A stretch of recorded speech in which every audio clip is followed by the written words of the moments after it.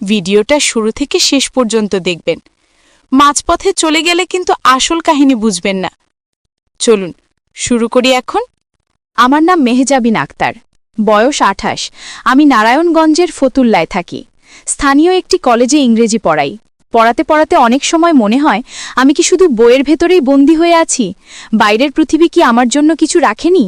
প্রতিদিন সকাল থেকে বিকেল পর্যন্ত একই ক্লাসরুম, একই ব্ল্যাকবোর্ড, একই চেহারা দেখতে দেখতে কখনো কখনো বুকের ভেতর অদ্ভুত এক শূন্যতা জমে যায়। আমি কারো সাথে বেশি কথা বলি না। সহকর্মীরা ভাবে আমি নাকি একটু আলাদা, কিন্তু সত্যি বলতে আমি শুধু আমার ভেতরের কথাগুলো লুকিয়ে রাখি, কারণ আমার ভেতরের কথা সবাই শুনতে চাইবে না। সেদিন বিকেলে কলেজ ছুটি হওয়ার পর আমি গেটের সামনে দাঁড়িয়েছিলাম, আমার হাতে বই, কাঁধে ব্যাগ, আর তখনই রাকিব এসে আমার দিকে তাকিয়ে একটু থমকালো। রাকিব আমাদের কলেজের ছাত্র, বয়স 18-19, লম্বা, স্মার্ট, ক্লাসে খুব একটা কথা বলে না, কিন্তু তার চোখে সবসময় একটা প্রশ্ন লুকিয়ে থাকে। আমি ওর দিকে তাকাতেই বুঝলাম সে কিছু বলতে চাচ্ছে, কিন্তু সাহস পাচ্ছে না। আমি হেসে বললাম, কিরে রাকিব, তুই দাঁড়িয়ে আছিস কেন, বাড়ি যাবি না? সে একটু গলা খাকারি দিয়ে বলল, ম্যাডাম যদি কিছু মনে না করেন তাহলে আপনার সাথে একটু হাঁটতে চাই। আমি অবাক হলাম, কিন্তু না বলার সাহসও পেলাম না, কারণ অনেক দিন ধরেই আমার ভেতরে এক অদ্ভুত শূন্যতা কাজ করছিল। আমি চুপ করে ওর সাথে কলেজের পাশের রাস্তায় হাঁটা শুরু করলাম। বিকেলের রোদ হালকা কমে আসছিল, রাস্তার দুপাশে ছোট ছোট দোকান, হকাররা চেঁচাচ্ছিল। আমি ইচ্ছে করেই রাকিবের সাথে তাল মিলিয়ে হাঁটছিলাম। মনে হচ্ছিল আমি যেন অনেক বছর পর এই মুহূর্তের জন্য অপেক্ষা করছিলাম। রাকিব বলল, ম্যাডাম আপনি সবসময় একা থাকেন কেন, আপনার তো কেউ বন্ধু নেই? আমি হেসে বললাম, সবসময় কি বন্ধু লাগে রে, সবসময় তো আর কাউকে পাওয়া যায় না। রাকিব আবার বলল, তবু আপনি চাইলে আমার সাথে কথা বলতে পারেন। আমি অবাক হয়ে ওর দিকে তাকালাম, মনে হচ্ছিল ছেলেটার মধ্যে এক ধরনের আন্তরিকতা আছে। আমি বললাম, তুই তো আমার ছাত্র। ও হাসল আর বলল, ছাত্র তো হতেই পারে, কিন্তু মানুষ তো আমি। আমি অবাক হয়ে চুপ করে গেলাম। সত্যি বলতে ভেতরে এক অদ্ভুত শিহরণ কাজ করছিল। হঠাৎ মনে হলো আমি কি ঠিক করছি, কিন্তু আবার মনে হলো আমি কেন নিজেকে আটকে রাখব। কলেজের গেট পেরিয়ে আমরা একটু দূরে নদীর ঘাটের দিকে হাঁটছিলাম। সেখানে বাতাস বেশ ভালো, নদীর জল চিকচিক করছে। আমি বললাম, রাকিব তুই কি প্রায়ই এখানে আসিস? সে মাথা নেড়ে বলল, হ্যাঁ ম্যাডাম, আমি একা বসে থাকি, ভাবি, কিন্তু আজ আপনাকে সাথে পেলাম। আমি হেসে বললাম, আমি তোকে সঙ্গ দিতে এসেছি। রাকিবের চোখে এক ধরনের উচ্ছ্বাস ফুটে উঠল। আমি বুঝলাম ও খুশি, আমিও খুশি। নদীর পাশে একটা বেঞ্চে গিয়ে আমরা বসলাম। চারপাশে হালকা অন্ধকার নেমে আসছিল, হাওয়া বইছিল। আমি হঠাৎ করে নিজের হাতটা টেবিলের উপর রাখলাম। রাকিবও তার হাতটা কাছাকাছি রাখল, যদিও ছুঁয়েছিল না, কিন্তু এত কাছে ছিল যে মনে হচ্ছিল ছুঁয়ে ফেলেছে। আমার বুকের ভেতর ধকধক করছিল। আমি মনে মনে ভাবছিলাম, আমি কি পাগল হয়ে যাচ্ছি? কেন আমি এই মুহূর্তটা এত উপভোগ করছি? রাকিব ধীরে ধীরে বলল, ম্যাডাম আমি চাই আপনার সাথে আরও সময় কাটাতে, শুধু ক্লাসরুমে নয়, বাইরেও। আমি চুপ করে তার কথাগুলো শুনছিলাম। আমার চোখ নদীর জলে আটকে ছিল। আমি বললাম, সময় কাটাতে চাইলে তুই আমায় কোথায় নিয়ে যাবি? রাকিব সঙ্গে সঙ্গে বলল, আপনার যেখানে ভালো লাগে আমি চলে যাব। আমি এক অদ্ভুত হাসি দিলাম। ভাবলাম, এত বছর আমি কেবল নিজেকে বেঁধে রেখেছি, আজ মনে হচ্ছে শ্বাস নিতে পারছি। নদীর হাওয়ায় আমার ওড়না উড়ে যাচ্ছিল। রাকিব সেটা ধরে দিল। আমি কিছু বলিনি, শুধু চুপচাপ ওর হাতের দিকে তাকালাম। মনে হচ্ছিল এই হাতের ছোঁয়া আমি চাই, কিন্তু বলতে পারছিলাম না। রাত নামছিল ধীরে ধীরে, লাইট জ্বলছিল চারপাশে। আমি বললাম, রাকিব আজকে যদি তুই আমাকে বাড়ি পৌঁছে দিস তাহলে ভালো হয়। সে মাথা নেড়ে রাজি হলো। আমরা হাঁটতে হাঁটতে কলেজের দিকেই ফিরছিলাম, কিন্তু আমার মনে হচ্ছিল এই হাঁটা যেন অন্যরকম, যেন আমাদের দুজনের ভেতরে একটা গোপন সেতু তৈরি হচ্ছে। বাসার সামনে এসে আমি বললাম, রাকিব ধন্যবাদ, আজকে সন্ধ্যা আমার ভালো লেগেছে। ওর চোখে অদ্ভুত একটা ঝিলিক দেখলাম। ও বলল, ম্যাডাম আমিও খুব খুশি। আমি হেসে বললাম, ঠিক আছে তুই এখন যা। ভেতরে যেয়ে দরজা বন্ধ করে দিলাম, কিন্তু আমার বুকের ভেতর এখনো সেই নদীর হাওয়া বাজছিল। আমি জানতাম এটাই শুরু। সেদিন রাতে আমি বিছানায় শুয়ে ঘুমাতে পারছিলাম না। চোখ বন্ধ করলেই নদীর ঘাটে কাটানো সেই মুহূর্ত মনে হচ্ছিল। রাকিবের সেই দৃষ্টি, ওর হাতের কাছে আমার হাত থাকা, হাওয়া খেলা করা, সবকিছু এতটা স্পষ্ট হয়ে উঠছিল যে আমি মনে মনে কেঁপে উঠছিলাম। আমি ভাবছিলাম, একজন শিক্ষক হয়ে আমি কেন এভাবে ভাবছি? কিন্তু আবার মনে হচ্ছিল, আমি তো মানুষ, আমারও তো অনুভূতি আছে, আমারও তো ইচ্ছে হয় কেউ আমার পাশে বসুক, আমার কথা শুনুক। পরদিন কলেজে গিয়ে যখন ক্লাসে ঢুকলাম তখন রাকিবকে সামনের বেঞ্চে বসা অবস্থায় দেখলাম। ওর চোখে সেই একই প্রশ্ন, সেই একই আন্তরিকতা। আমি পড়াতে পড়াতে ওর চোখের দিকেই বারবার চলে যাচ্ছিলাম, অথচ বাইরে থেকে কিছু বোঝার উপায় ছিল না। ক্লাস শেষে ও গেটের বাইরে দাঁড়িয়েছিল। আমি বের হতেই বলল, ম্যাডাম, আজকে কি আবার একটু হাঁটবেন? আমি ভেতরে ভেতরে হাসলাম, কারণ আমি নিজেই চাইছিলাম হাঁটতে। আমি বললাম, হ্যাঁ চলো। আমরা হেঁটে কলেজ থেকে একটু দূরে গেলাম। এবার সে আমাকে শহরের ভেতরের এক পুরনো পার্কে নিয়ে গেল। চারপাশে গাছপালা, মাঝখানে বসার জায়গা, খুব ভিড় ছিল না। আমি অবাক হয়ে বললাম, তুই এখানে আসিস? রাকিব মাথা নেড়ে বলল, হ্যাঁ, একা এলে ভালো লাগে না, কিন্তু আজকে আপনার সাথে ভালো লাগছে। আমি ওর পাশে বসে বললাম, আমারও অদ্ভুত লাগছে, মনে হয় আমি অনেকটা মুক্ত। রাকিব হেসে বলল, আপনি জানেন আপনি আসলে খুব একা। আপনি যতটা কঠিন দেখান আসলে ততটা না। আমি চুপ করে গেলাম, কারণ ছেলেটা একেবারে আমার মনের কথাই বলে দিল। আমি বললাম, তুই কি মনে করিস আমি একা? রাকিব একটু কাছে এসে বলল, হ্যাঁ ম্যাডাম, আমি জানি, কারণ আপনার চোখে সেটা লেখা আছে। আমি বুকের ভেতর এক অদ্ভুত ঝড় অনুভব করলাম। কেন জানি না, আমি আর শিক্ষক ছাত্র সম্পর্কের দেয়ালটা সামনে দেখতে পাচ্ছিলাম না, বরং মনে হচ্ছিল আমি কেবল একজন নারী যে দীর্ঘদিন ধরে একাকিত্বে ভুগছে। রাকিবের উপস্থিতি আমার নিঃশ্বাসে অন্যরকম অনুভূতি জাগাচ্ছিল। পার্কে বাতাস বইছিল, গাছের পাতা সাই সাই করছিল। আমি হঠাৎ বললাম, রাকিব, যদি তোকে বলি আমি চাই তোকে আমার সাথে নিয়ে বাইরে কোথাও যেতে, তুই কি রাজি হবি? রাকিব বিন্দুমাত্র দেরি না করে বলল, অবশ্যই ম্যাডাম, আপনি যেখানে যাবেন আমি সেখানে যাব। আমি অবাক হলাম, ভাবলাম কত সহজেও বলে দিল, অথচ আমি এত বছর কাউকে কিছু বলতে পারিনি। আমরা সেদিন অনেকক্ষণ পার্কে বসেছিলাম, নানা কথা বলেছিলাম। ও আমার পরিবার সম্পর্কে জানতে চাইল। আমি বললাম, আমি অবিবাহিতা, ছোটবেলা থেকেই আমি একা, বাবা মা গ্রামে থাকে, আমি শহরে একা থাকি পড়াশোনা আর চাকরির জন্য। রাকিব মন দিয়ে শুনছিল, তারপর ধীরে ধীরে বলল, তাহলে তো আপনাকে অনেকটা সময় একাই কাটাতে হয়। আমি হেসে বললাম, হ্যাঁ রে, তাই তো তোর সাথে হাঁটতে ভালো লাগে। রাকিবের চোখ জলজল করছিল, মনে হচ্ছিল ওর বুক ভরে যাচ্ছে। আমি জানতাম ওর বয়স কম, কিন্তু ওর আন্তরিকতা আমাকে টানছিল। সন্ধ্যা নামার পর আমরা পার্ক থেকে বের হলাম। ফেরার পথেও বলল, ম্যাডাম, আমি চাই একদিন আপনাকে নিয়ে ঢাকা শহরে ঘুরতে যাই। আমি হেসে বললাম, তুই কি আমাকে নিয়ে ঘুরাবি? ও মাথা নেড়ে বলল, হ্যাঁ। আমি চুপ করে ওর দিকে তাকালাম। মনে হচ্ছিল আমি যেন কোনো নতুন কিছুর দিকে হাঁটছি। বাসায় ফিরে দরজা বন্ধ করতেই বুকের ভেতর হালকা শিহরণ বয়ে গেল। আমি জানতাম আমার ভেতরে কিছু একটা বদলাচ্ছে। পরদিন রাকিব আমাকে ফোন করল, যদিও আমি আগে নম্বর দিইনি, কিন্তু সে সহপাঠীর কাছ থেকে আমার নম্বর জোগাড় করে নিয়েছিল। আমি অবাক হয়ে বললাম, তুই কিভাবে আমার নম্বর পেলি? সে হেসে বলল, কষ্ট করে জোগাড় করেছি, যাতে আপনার সাথে কথা বলতে পারি। আমি হেসে বললাম, তুই কি জানিস এটা ঠিক না? ও বলল, আমি জানি, কিন্তু আমি চাই আপনার সাথে সবসময় যোগাযোগ রাখতে। আমি বললাম, তুই কি সবসময় আমার সাথেই থাকতে চাইছিস? সে বলল, হ্যাঁ। আমি চুপ করে গেলাম, মনে হচ্ছিল আমি ভেতরে ভেতরে এ কথাটাই শুনতে চাইছিলাম। রাতভর আমরা ফোনে কথা বললাম। সে তার ছোটখাটো জীবনের গল্প বলছিল, আমি আমার কলেজের চাপের কথা বলছিলাম। একসময় আমি হাসতে হাসতে বললাম, রাকিব, তুই যদি আমাকে কোথাও নিয়ে যাস, তাহলে কই নিয়ে যাবি? ও সঙ্গে সঙ্গে বলল, নদীর ধারে, পার্কে, ঢাকার বিভিন্ন জায়গায়। আমি বললাম, তাহলে ঠিক আছে, একদিন আমরা ঢাকা যাব। ও খুশিতে প্রায় চিৎকার করল। আমি মনে মনে লজ্জা পেলাম, কিন্তু আনন্দও লাগছিল। মনে হচ্ছিল আমি যেন কোনো কিশোরী হয়ে গেছি। পরের কয়েকদিন রাকিব প্রতিদিন আমার সাথে হাঁটত, কথা বলতো, আমার জন্য চকলেট আনত। আমি কিচ্ছু বলতাম না, কিন্তু ভেতরে ভেতরে পেয়ে খুশি হতাম। একদিন বিকেলে আমি নিজেই বললাম, রাকিব, কাল ছুটি, আমরা ঢাকা যাই। ও এত খুশি হলো যে ফোনের ওপাশে চুপ করে গেল। তারপর আসতে বলল, ধন্যবাদ ম্যাডাম। আমি বললাম, ধন্যবাদ কেন রে? আমি তো চাইছি। ও বলল, তবু আমি খুশি। আমি জানতাম এটাই সেই মুহূর্ত যখন আমি আমার একাকিত্ব থেকে বেরিয়ে আসছি। আমি জানতাম সামনে আরও কিছু আছে। ঢাকায় যাওয়ার দিন সকালেই আমি একটু অস্থির হয়ে পড়েছিলাম। অনেকদিন পর মনে হচ্ছিল আমি যেন কোনো ভ্রমণে যাচ্ছি, অথচ এই ভ্রমণের ভেতরে ছিল এক অদ্ভুত অস্থিরতা। রাকিব সকাল সকাল আমার বাসার সামনে এসে দাঁড়ালো, পরিপাটি জামা পরে, মুখে হাসি, হাতে ছোট্ট একটা ব্যাগ। আমি ওর দিকে তাকিয়ে মৃদু হেসে বললাম, খুব তো প্রস্তুতি নিয়েছিস? ও হাসল আর বলল, ম্যাডাম, আজকের দিনটা আমি বিশেষ করতে চাই। আমি ভেতরে এক ধরনের উষ্ণতা অনুভব করলাম। আমরা রিকশা নিয়ে রেল স্টেশনে গেলাম, তারপর ট্রেনে চেপে ঢাকার পথে রওনা দিলাম। জানালার বাইরে গ্রাম শহর পাল্টে যাচ্ছিল। আমার মনে হচ্ছিল আমি যেন কোনো নতুন যাত্রার ভেতরে ঢুকে যাচ্ছি। রাকিব জানালার পাশে বসেছিল। আমি মাঝে মাঝে ওর দিকে তাকাচ্ছিলাম। ওর চোখে এক ধরনের নিষ্পাপ উচ্ছ্বাস ছিল। আমি বললাম, রাকিব, তুই তো খুব খুশি মনে হচ্ছিস। ও হেসে বলল, আপনার সাথে ঘুরতে বেরিয়েছি, খুশি হব না কেন?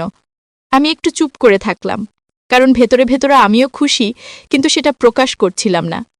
ঢাকায় পৌঁছানোর পর আমরা প্রথমে চিড়িয়াখানা গেলাম। ভিড় ছিল অনেক, কিন্তু আমাদের দুজনের মন যেন অন্য কোথাও ছিল। আমরা একসাথে হাঁটছিলাম, ও আমার ব্যাগটা হাতে নিয়ে নিল। আমি কিছু বলিনি, শুধু দেখছিলাম। দুপুরে আমরা একসাথে খাবার খেলাম। রাকিব আমার জন্য কোক নিল। আমি মৃদু হেসে বললাম, তুই তো বেশ খেয়াল রাখছিস। ও গম্ভীর হয়ে বলল, ম্যাডাম, আমি চাই আপনি সবসময় খুশি থাকুন। আমি জানতাম এ কথায় ওর মনের গভীরতা আছে, কিন্তু আমি মুখে কিছু বলিনি। বিকেলে আমরা লালবাগ কেল্লা ঘুরতে গেলাম। পুরনো দেয়ালের ভেতরে হাঁটতে হাঁটতে আমার মনে হচ্ছিল ইতিহাসের ভেতরে ঢুকে গেছি। আমি বললাম, রাকিব, আমি ভাবছিলাম আমি যদি না আসতাম, তুই কি একা এসব ঘুরতে আসতিস? সে মাথা নেড়ে বলল, আসতাম না। আমি একা কোথাও ভালো লাগি না। কিন্তু আজ সবকিছু অন্য রকম। আমি মৃদু হেসে বললাম, আমিও তাই মনে করছি। একসময় আমরা বসে গেলাম। রোদ আস্তে আস্তে কমে আসছিল। রাকিব আমার দিকে তাকিয়ে ধীরে বলল, ম্যাডাম, আমি চাই সব সময় আপনার পাশে থাকতে, আপনি যদি আমাকে চান। আমি এক মুহূর্তের জন্য চুপ হয়ে গেলাম। বুকের ভেতরে ধুকপুকানি বেড়ে গেল। আমি ভেবেছিলাম এ কথা শুনব, কিন্তু এত তাড়াতাড়ি শুনব ভাবিনি। আমি আস্তে করে বললাম, তুই জানিস তো, আমি তোর শিক্ষক। এই সম্পর্কটা বাইরের মানুষ হয়তো মেনে নেবে না। রাকিব দৃঢ় গলায় বলল, আমি জানি ম্যাডাম, কিন্তু আমি তো শুধু চাই আপনি খুশি থাকুন। আমি অন্য কারো কথাই যাব না। আমি চোখ নামিয়ে বললাম, আমি জানি না আমি সঠিক করছি কিনা, কিন্তু আমি চাই না আবার এই একাকিত্বে ডুবে যাই। আমার ভেতরে অনেক বছর ধরে শূন্যতা। রাকিব আমার হাতের কাছে হাত রাখল। এবার আর সরালো না। আমি থমকে গেলাম, কিন্তু সরালামও না, শুধু নীরব থাকলাম। আমার ভেতরে যে ঢেউ উঠছিল তা আমি কারো সাথে ভাগ করতে পারতাম না। সন্ধ্যার সময় আমরা রিকশা নিয়ে ধানমন্ডির লেকের দিকে গেলাম। চারপাশে আলো জ্বলছিল, পানির ওপর সেই আলো প্রতিফলিত হচ্ছিল। আমি বললাম, জায়গাটা সুন্দর। রাকিব আমার দিকে তাকিয়ে বলল, হ্যাঁ, কিন্তু আপনার সাথে থাকায় আরও সুন্দর। আমি মনে মনে ভেঙে পড়ছিলাম। আমি চেয়েছিলাম এই মুহূর্তের সময় থেমে যাক। আমরা লেকের ধারে বসেছিলাম। রাকিব চুপচাপ ছিল। আমি ওর দিকে তাকালাম। ওর চোখে অদ্ভুত এক টান ছিল। আমি জানতাম আমি আর শিক্ষক নই, আমি শুধু একজন নারী যে চাইছে এই মুহূর্তটা ধরে রাখতে। রাত নামার পর আমরা আবার ট্রেনে করে ফিরছিলাম। সারা পথ আমি চুপ ছিলাম, শুধু মাঝে মাঝে ওর দিকে তাকাচ্ছিলাম। মনে হচ্ছিল আমি এক ভয়ঙ্কর অথচ সুন্দর পথে হাঁটছি। বাসায় ফিরে দরজা বন্ধ করলাম, বিছানায় শুয়ে পড়লাম, কিন্তু ঘুম আসছিল না। রাকিবের সেই কথা কানে বাজছিল। সে সবসময় আমার পাশে থাকতে চায়। আমি জানতাম এই গল্প সবে শুরু। ঢাকা থেকে ফিরে আসার পর আমার ভেতরে অদ্ভুত এক পরিবর্তন এলো। প্রতিদিন সকালে ঘুম থেকে উঠে মনে হতো আজকেও রাকিবকে দেখব, ওর সাথে হাঁটব, কথা বলবো। আমি জানতাম এটা কেবল একটা অভ্যাস হয়ে উঠছে না, এর ভেতরে গভীর কিছু আছে। কলেজে যখন ক্লাস নিচ্ছিলাম তখনও মনে হচ্ছিল ওর চোখ সবসময় আমাকে খুঁজছে, আর আমি পড়াতে পড়াতে মাঝে মাঝেই হারিয়ে যাচ্ছিলাম। একদিন দুপুরে ক্লাস শেষ হওয়ার পর রাকিব আমার কাছে এসে আসতে বলল, ম্যাডাম, আজকে আপনি কি বাসায় থাকবেন? আমি অবাক হয়ে জিজ্ঞেস করলাম, কেন? সে একটু লাজুক ভঙ্গিতে বলল, আপনার সাথে কিছু সময় কাটাতে চাই। আমি থমকে গেলাম। বুকের ভেতর অদ্ভুত ধুকপুকানি শুরু হলো। আমি মৃদু গলায় বললাম, আমার বাসায় কেউ থাকে না, তুই জানিস তো? রাকিব মাথা নেড়ে বলল, জানি। আমি আসতে বললাম, তাহলে বিকেলে আসিস? ওর চোখ আনন্দে ঝিলমিল করে উঠল। সেদিন বিকেলে আমি সারাক্ষণ প্রস্তুতি নিচ্ছিলাম। ঘর একটু গুছালাম, টেবিলে কিছু খাবার রাখলাম, বারবার আয়নায় নিজের দিকে তাকাচ্ছিলাম। মনে হচ্ছিল আমি কোনো ছাত্রীর মতো প্রস্তুতি নিচ্ছি, অথচ আমি শিক্ষক। বিকেলে দরজার ঘণ্টা বাজার সাথে সাথেই আমার বুক কেঁপে উঠল। দরজা খুলতেই রাকিবকে দেখলাম। পরিপাটি জামা, হাতে ছোট্ট একটা বইয়ের ব্যাগ, মুখে মিষ্টি হাসি। আমি হেসে ভেতরে আসতে বললাম। ও ভেতরে এসে চারপাশে তাকালো। তারপর বলল, ম্যাডাম, আপনার বাসা বেশ সুন্দর। আমি বললাম, সুন্দর তো নয়, তবে শান্ত। রাকিব বলল, শান্ত মানেই তো সুন্দর। আমি হেসে চুপ করে গেলাম। আমরা বসার ঘরে বসেছিলাম। আমি কিছু নাস্তা এনে সামনে রাখলাম।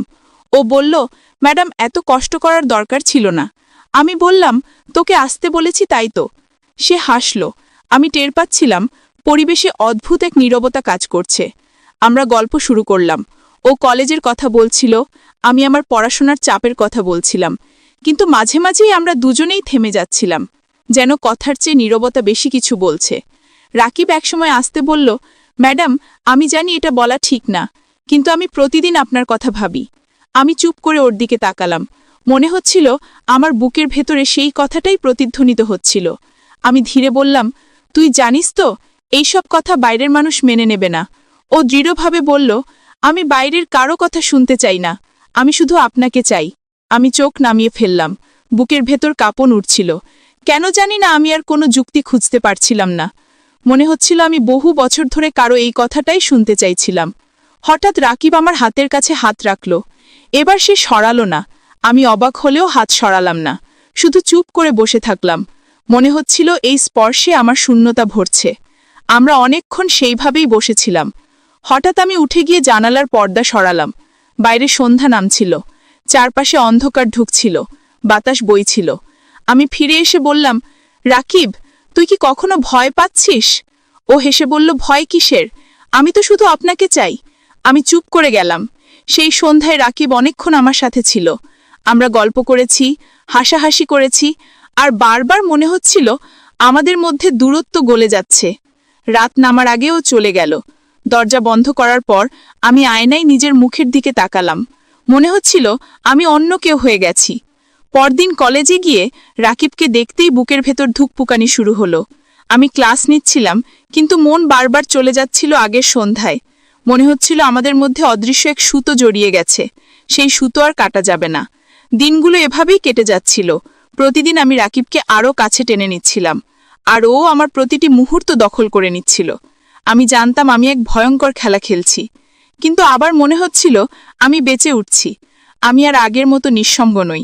আমার পাশে একজন আছে যে আমাকে সত্যিই চায়, আর আমি চেয়েও প্রতিরোধ করতে পারছিলাম না। দিনগুলো যেন অদ্ভুত গতিতে পাল্টে যাচ্ছিল। সকালবেলার ক্লাস, দুপুরের ব্যস্ততা, সবকিছুর মাঝেই আমার মাথায় শুধু রাকিব ঘুরছিল। কলেজে ঢোকার আগেই মনে হতো আজ ওকে দেখব, ওর চোখে সেই ঝিলিক দেখব, আর সন্ধ্যায় মনে হতো আবার ওর সাথে সময় কাটাতে চাই। আমি জানতাম একজন শিক্ষকের জন্য এটা ভুল, কিন্তু আমি যতটা ভাবছিলাম ততটাই ওর টানে বাধা পড়ে যাচ্ছিলাম। একদিন দুপুরে কলেজ ছুটি হওয়ার পর রাকিব হঠাৎ বলল, ম্যাডাম, চলুন আজকে আমরা একটু দূরে যাই। আমি অবাক হয়ে বললাম, দূরে মানে কোথায়? ও বলল, যে কোনো জায়গা, যেখানে মানুষ কম থাকবে। আমি প্রথমে একটু দ্বিধায় পড়লাম, তারপর মনে হলো আমি নিজেই তো চাইছিলাম কোথাও নিরিবিলি সময় কাটাতে। আমি মাথা নেড়ে বললাম, ঠিক আছে। আমরা দুজনেই রিক্সা ধরে শহরের বাইরে একটু দূরে গেলাম, একটা ছোট্ট নদীর ধারে, যেখানে মানুষ কম থাকে। চারপাশে খোলা মাঠ, ঝোপঝাড়, দূরে কেবল কয়েকটা বাড়ি। নদীর পাশে বসতেই আমি টের পেলাম এক অদ্ভুত শান্তি। আমি বললাম, জায়গাটা বেশ সুন্দর। রাকিব হেসে বলল, আমি চাই আপনার সাথে এমন জায়গায় সময় কাটাতে যেখানে কেউ আমাদের বিরক্ত করবে না। আমি চুপ করে তার দিকে তাকালাম। মনে হচ্ছিল ছেলেটা একদম সোজাসাপটাভাবে বলছে। আমি কিছু বললাম না, শুধু নীরব থেকে বাতাসের শব্দ শুনছিলাম। নদীর পানি হালকা হাওয়ায় দুলছিল, রোদ ধীরে ধীরে কমে আসছিল। রাকিব আমার দিকে তাকিয়ে বলল, ম্যাডাম, আমি চাই আপনি জানুন আমি আপনাকে কতটা চাই। আমি বুকের ভেতরে কেঁপে উঠলাম। আমি আসতে বললাম, তুই জানিস এটা ঝুঁকিপূর্ণ। আমাদের সম্পর্ক যদি কেউ জানে তাহলে অনেক সমস্যা হবে। রাকিব আস্তে আস্তে মাথা নেড়ে বলল, আমি জানি, কিন্তু আমি ভয় পাই না। আমি শুধু চাই আপনি আমার সাথে থাকুন। আমি চোখ নামিয়ে ফেললাম, কারণ আমি জানতাম এই কথাই আমার ভেতরের সত্য। আমি আসলে চাইও আমার সাথে থাকুক। আমি চাই কেউ আমাকে চাউক। আমি চাই একাকিত্ব ভাঙুক। আমি সেই মুহূর্তে বুঝলাম আমি আর নিজেকে আটকাতে পারবো না। আমরা অনেকক্ষণ নদীর ধারে বসেছিলাম, কথা হচ্ছিল না, কিন্তু নীরবতার ভেতরেই যেন সব কথা হয়ে যাচ্ছিল। হঠাৎ আমি উঠে দাঁড়ালাম, বললাম, রাকিব, চল বাড়ি ফিরি। ও আমার দিকে তাকিয়ে আসতে বলল, ম্যাডাম, আমি চাই আরও কিছুক্ষণ এখানে থাকতে। আমি হেসে বললাম, ঠিক আছে, কিন্তু অন্ধকার হয়ে আসছে। আমরা কিছুক্ষণ দাঁড়িয়ে নদীর দিকে তাকালাম, তারপর একসাথে রিকশায় করে ফিরলাম। ফেরার পথে আমি খেয়াল করলাম রিকশার হ্যান্ডেলে আমার হাত ছিল, আর ওর হাত তার পাশে, এতটাই কাছাকাছি যে প্রায় ছুঁয়ে যাচ্ছিল। আমি হাত সরালাম না, বরং নীরবভাবে অনুভব করছিলাম। সেই নীরব স্পর্শ আমাকে ভেতরে ভেতরে কাঁপিয়ে তুলছিল। বাসায় ফিরে রাতে আমি সারাক্ষণ ওর কথাই ভাবছিলাম। ফোন হাতে নিয়েই ছিলাম, কিন্তু কল করছিলাম না। অবশেষে ও ফোন করল, আসতে বলল, ম্যাডাম, আজকের দিনটা আমার জীবনের সেরা দিন। আমি চোখ বন্ধ করে হাসলাম আর বললাম, আমারও তাই মনে হচ্ছে। সেই রাতে আমরা দীর্ঘক্ষণ কথা বললাম। আমি টের পেলাম আমাদের মধ্যে যে দূরত্ব ছিল তা আস্তে আস্তে মুছে যাচ্ছে। দিন কয়েক পর আবার রাকিব আমাকে বলল, ম্যাডাম, আমি চাই একদিন আপনার সাথে বাইরে কোথাও রাত কাটাতে। আমি প্রথমে চমকে উঠলাম, বুকের ভেতর যেন ধক করে উঠল। আমি বললাম, রাকিব, তুই বুঝিস তো এই কথার মানে কি? ও শান্ত গলায় বলল, হ্যাঁ আমি বুঝি। আমি জানি এটা বলা ঠিক না, কিন্তু আমি চাই আপনি আর আমি কিছু সময় একেবারে একা থাকি, যেখানে আমাদের কেউ চিনবে না। আমি কয়েক মুহূর্ত চুপ করে রইলাম। মন অদ্ভুতভাবে দুলছিল। আমি জানতাম ওর কথার ভেতরে ঝুঁকি আছে, কিন্তু আবার মনে হচ্ছিল আমি নিজেও তো তাই চাইছি। আমি ধীরে বললাম, আমি ভেবে দেখব।